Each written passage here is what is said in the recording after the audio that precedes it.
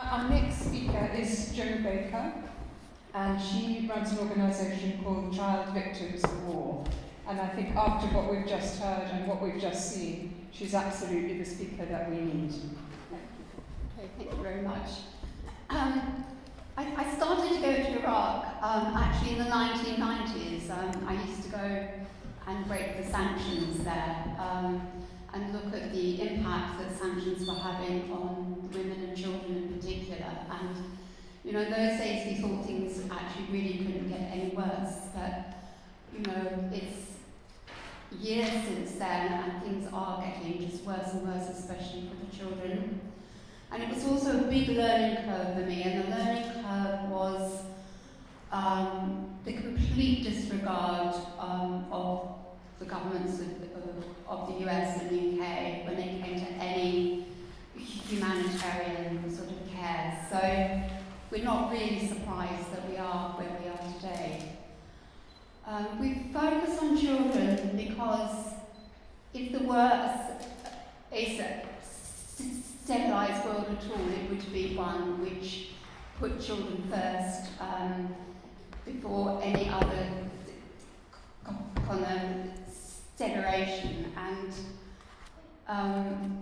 instead of that, you know, we're seeing they are actually the greatest victims. And although the UN has actually now a department which actually looks at how to protect children in armed conflict, the fact is that is not possible. The war itself is the gravest violation of the rights of the child. In Iraq, with the internally displaced population, it is unique, I think, in that only a very tiny percentage, I think it is around 8%, actually live in the camps. And that 92% are dispersed through actually thousands of locations throughout the country. And this is impacting not only displaced people, but also the host communities. We know in Iraq that everybody is struggling economically. The aid for Iraq, for the United Nations Humanitarian Response Plan, that's actually only 22% secured for this year. So the World Food Programme is having to cut back the ration systems, and these things are happening. And with the Iraqi government, the whole, what was left of any kind of social welfare is just shrinking and shrinking. So that families are actually having to cope on their own. And the UN are now saying that 10 million people, probably rising to 13 million, which is a third of the Iraqi population by the end of this year, will be in urgent need of some form of humanitarian assistance. And a lot of these are also the host communities because they've taken in displaced people. Some of them are in the schools, the mosques, sort of unfinished buildings, and everybody is struggling just to sort of share what they have. A lot of them are staying with families, so you know the houses are very, very overcrowded. And I think one of the main problems now for the displaced people is the lack of any form of identification, registration, documentation. 80% of displaced people in Basra and Najaf governorates do not have entry permits. So what happens there is that they find it very, very difficult to access any form of services, food for the children, healthcare. The Ministry of Displacement and Migration has actually suspended registration also in lots of areas. And 16% of displaced families have actually lost their documentation. And also what's happening in the Islamic State areas is that if children are born or there's marriages and things, these are being documented by the IS, but it's not actually recognised by the government. So when they leave those areas, they don't have anything to say that they've been born or married So these people are actually in their own country, they're displaced within their own country, and they find it very, very hard to access any sort of service.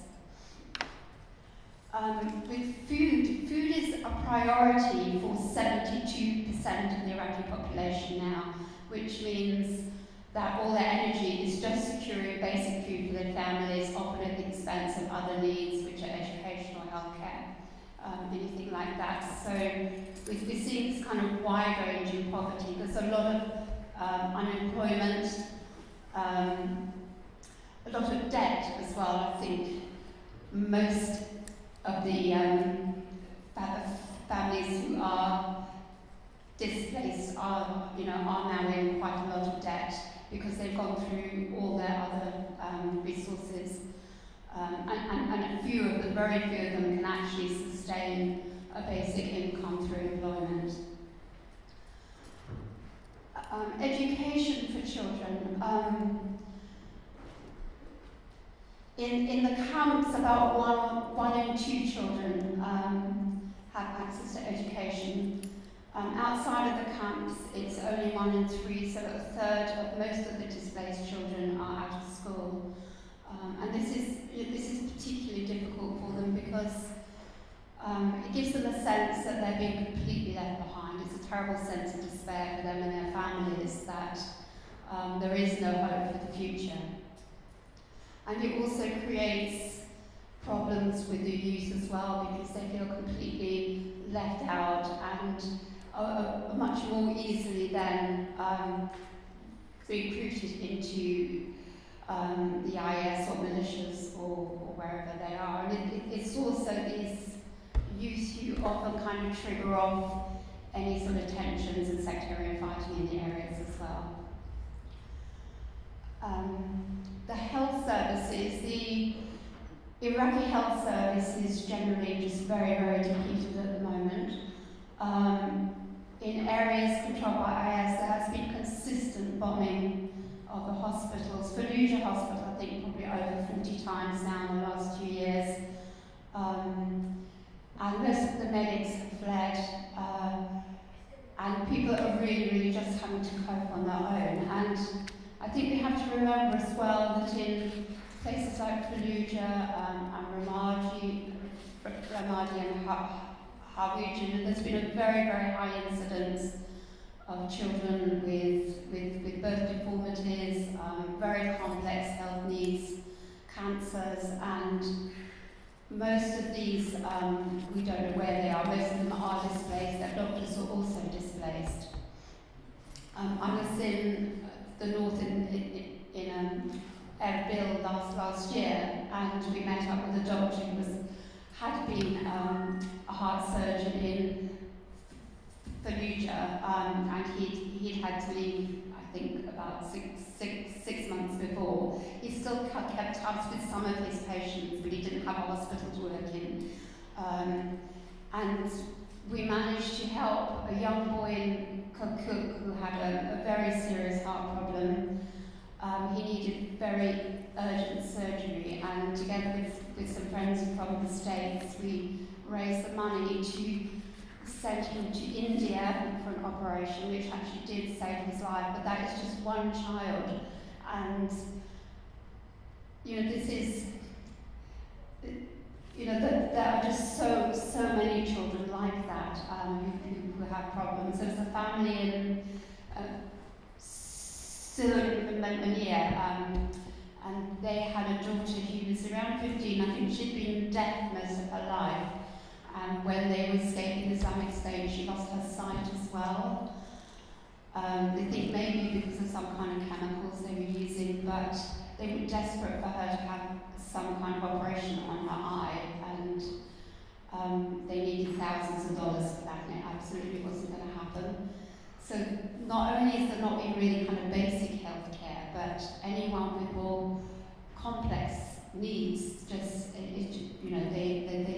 are not getting that help. Especially in the Kurdish North, everything like that has to be paid for, and they don't have any money. So kind of that's where it is. And I think for the women and children as well, so I'm going to talk a little bit in a minute about sort of mental health problems and emotional health problems, but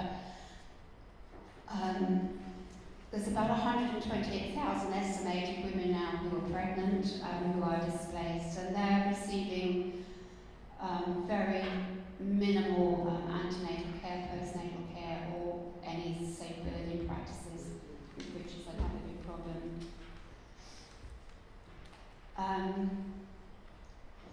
One of the things that we're learning about brain development is that children, before they're born, while the mother's still pregnant, and in the first 7 years of life, is very, very significant for them, because as their brain and nervous system develops, it develops according to what they're experiencing.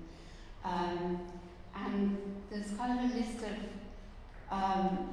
very negative circumstances which can affect children during this particular stage. And I'll read them out and you'll see how it really affects the children of Iraq generally, and displaced children in particular. The stress and adversity, caregiving, deprivation, unpredictable environment, maltreatment, abuse, nutritional insufficiency, poverty, deprivation, trauma and violence. And all these things really can apply to a lot of children now in Iraq. Also, it has actually applied for a long time now, because in 1991 there was a study, 92 a study of Iraqi children then that found some of the most disturbed and traumatized children. So, and it's those children, you know, who were born in the 80s and 90s who are now their parents today. And the one thing that can actually buffer this is, you know, the really caring, loving support of the mother and the family. This can help a lot with these very adverse conditions. But what's also happening is a big concern for people is because families themselves aren't coping. They're, you know, parents are just overwhelmed with their own anxieties, their trauma, their grief. And because they're not coping, they're not there for their children in the same way. And there's a lot of abuse now within families, a lot of domestic abuse as well affecting women. And this is just like another outcome of the war and displacement. It's not because they're bad people, it's because they've been pushed beyond any normal human endurance. So the things that children need, as was sort of saying in the camps, they need a great deal of psychosocial support. They need some adults, some people in their life who are there, just a place where they feel safe. And it's more possible to have this going in the camps. It's much harder in these displaced communities. The UN reckon that in some areas of Iraq, only 1% of children get any form of psychosocial sort of help and intervention. And this is really what the international community should also be actually very, very concerned about, because what happens with these children and these adverse experiences is that is the way the brain develops, that it reacts much more through their entire lifetimes to stress, so they'll see danger sort of everywhere. It makes learning much more difficult because the thinking, reasoning part of the brain sort of shuts down, and they're going to be much more easily be affected by anxiety, depression, post-traumatic stress, addictions. Also, many addicted people have had very difficult early beginnings. So we can see a whole ream of kind of social problems that is coming out of this. Well, the good news is that trauma is treatable, and there's many quite obscure ways of doing it now. It's not talking therapy because you can't address trauma through the thinking part of the brain. But there are kinds that massage and Tai Chi are really good, and anything that actually makes you feel safe in your body. Something called trauma tapping, which I personally do. And you know, there are ways which we can actually help people to help themselves. And so some of these methods have been very helpful in the Congo, Rwanda and other places where people can actually treat themselves where they can't afford mainstream psychology. So I think that's also something we could start helping people with.